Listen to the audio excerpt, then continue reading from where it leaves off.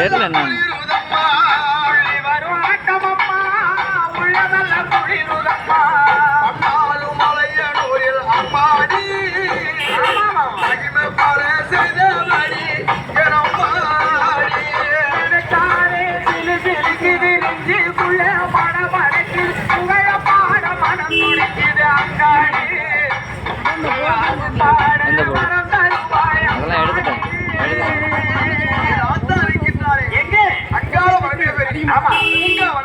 அதெல்லாம் எடுத்துட்டேன்